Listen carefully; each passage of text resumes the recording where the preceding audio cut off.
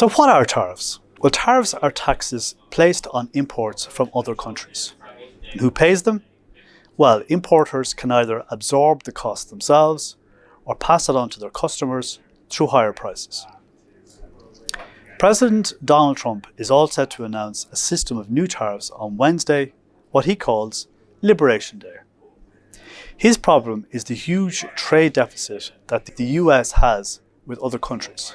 So, for example, Ireland exported 72 billion euros worth of goods to the US last year, but only imported 22.5 billion. So that's a 50 billion euro gap, and it's just the kind of imbalance that Trump wants to correct. Now, he says tariffs will serve two purposes. First of all, they will raise revenue for the US Treasury, which he can use to fund more tax cuts, and they will protect American manufacturers by making imported goods that they compete with more expensive.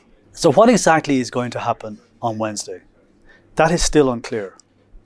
The most recent reports are that his administration is still debating whether to target specific countries with large trade surpluses or to introduce a one-size-fits-all across-the-board tariff on everyone.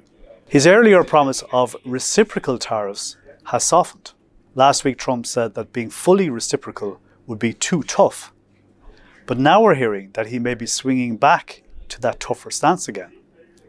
We won't know for sure until he makes the announcement on Wednesday in the Oval Office.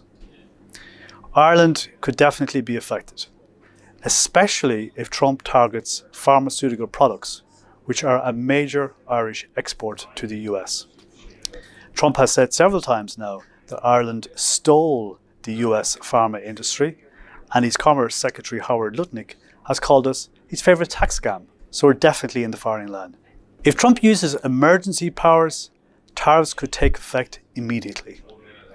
The EU has promised to respond, but not right away. Ireland will have to go along with any EU-wide action. We can influence what the EU does, but we can't decide ourselves. So what's the impact of all this?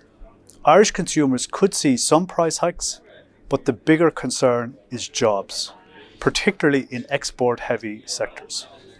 And in the longer term, our tax revenues could also take a major wallop. Follow this story as it unfolds on the Irish Independent.